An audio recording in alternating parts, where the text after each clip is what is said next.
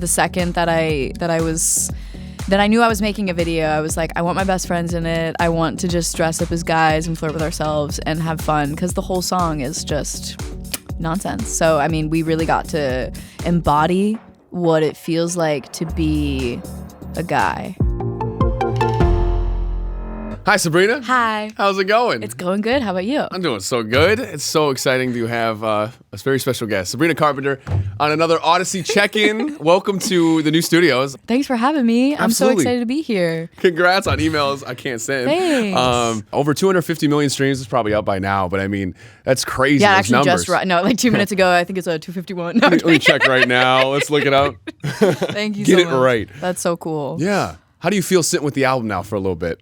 Yeah, sitting with things is crazy because I think as an artist, you always kind of can be hard on yourself and listen to things and be like, I should have changed that. But this is a project I feel very, very close to, and just getting off the road and getting to like hear all the songs live and do all the songs live and hear people like scream every lyric, but then they like put emphasis on specific ones. And it's so interesting to hear the ones they put emphasis on. Because that resonated with them. It's like, ooh. Yeah, and they all resonate with me, but I think it's really interesting to hear what resonates with them, because they're kind of, we're all kind of growing up together and dealing with things at the same time. So it was really special. I think this project for me was definitely a huge shift, because I had, gone through a lot of changes during the pandemic, as everybody else did. And it took a long time to make and to allow myself to finish and close the chapter, because it was just like one that I was like, this could probably go on forever. Like this portion of my life feels like a very pivotal like period of growth for me. So Absolutely. Yeah. Well, I'm glad people are like, finding your music and loving it for that, and like, discovering more of you as an artist, as a whole, which is so fun to see. And you just wrapped the tour. So exciting. Did you have a good time? Like, it was a blast? Nah, it Best tour ever? No, yeah, it was amazing. Night.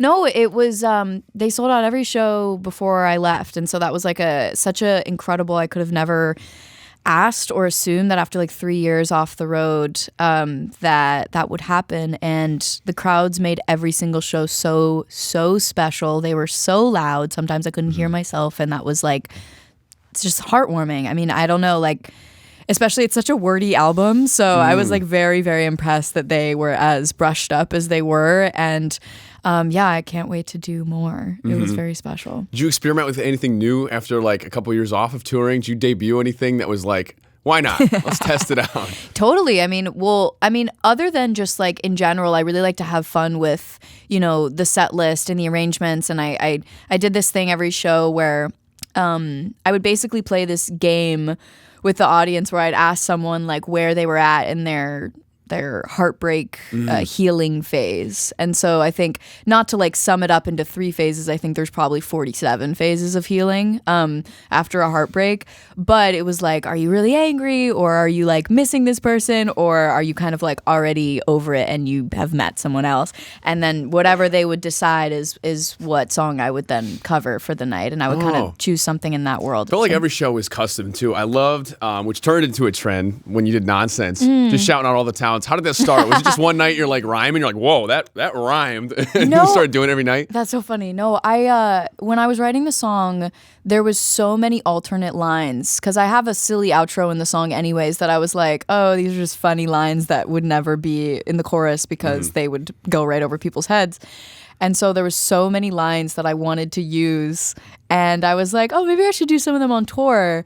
And then once I don't know, it just was the easiest thing for me to be like, oh, I'm in Atlanta. What rhymes with Atlanta? Let me like write 3 more lines. And then I did it for every show, and it was really fun. It's funny too, like when things become like a lot of the fans have loved it so much and they get so excited by it. And then, there's some people that are like once something becomes something that people look forward to, then they're like over it. So I'm like trying to like find the balance of like, well, do I do it for the rest of my life? Oh my gosh, can you imagine? Or what do I do? I don't know. We're vibing. We'll figure it out. Yeah. But it was very fun. The Nonsense music video. I don't know when this will come out, but November 9th, it's here. Yeah. That's a sick video. Like, you got a little She's the Man moment. Oh my God. Got to be a dude and Hilarious. date yourself. How was that? Hilarious. That was my dream. Like the second that I knew I was making a video, I was like, I want my best friends in it. I want to just dress up as guys and flirt with ourselves and have fun, because the whole song is just nonsense. So, I mean, we really got to embody what it feels like to be a guy. Or at least my version of a guy. A lot of vape. Yeah, well, I named him Sebastian. Oh. Like, he's kind of a ladies' man. It's like, whatever. Like, it was really funny. We were having so much fun playing these characters. Yeah, you could definitely tell I'm like I know. unhinged, and I love it. So it's controlled funny. chaos It's controlled chaos. in the yeah. video. So if you haven't seen it, But check it out. I hope they like it because we just had the best time making it. The BTS 2 is like one of my favorite BTS videos ever because it's maybe more entertaining than the music video. I'm not sure. So it was very fun. Check them both out. Amazing. So what's like next on the schedule? What are you working on now? Quite a few things. And this is the part where I'm always like, cool, Ooh. what can I actually say? What can I not say? There's a lot more to come. It was funny the other day, my fans were like, is the Emails I Can't Send era over? Like, I feel like it just started. And I was like, it's not over. And that's all I'll say. Do you feel like you have to explain yourself in certain songs? I feel like you explain a lot of it. Like, do you feel the need to, or you're just like, no, I'm going to squash that now. This is what it's about. You can never, no one will ever see anything from your point of view, like the way that you see it. So for me, like, all that matters is that I am speaking my truth. I know that sounds so cliche. No, it's true though. Like, you're hearing that more and more, especially the last couple of years. You know, people are like having those realizations. Well, and it's like, growing up, people always tell you can't please everybody. Not everyone's going to like you. You have to like all that stuff kind of goes over your head until you realize you truly can't. And it's a waste of energy. And it kind of takes away from your energy to be putting so much energy into people that don't know you and never probably will really know you. And the one thing I've learned more than anything is if people don't want to like you for whatever reason, they're going to find any reason not to. Absolutely. It can be the easiest, dumbest, littlest thing. So, you know, the people that do like you and do support you and love you, and those are the people to focus on, and that's all that matters. That's huge. Yeah. I was going to say, like, ask what one of the most valuable lessons you learned the last couple of years. That's got to be that, right? That's probably a big one. Well, it's amazing. So nice to get to meet you in person. Me too. So excited for everything that's coming up for Thank the rest of the you. year. Is there anything I missed or any message you want to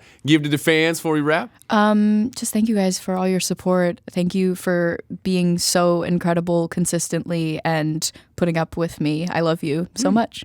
Sabrina Carpenter, thank you so much. Thanks.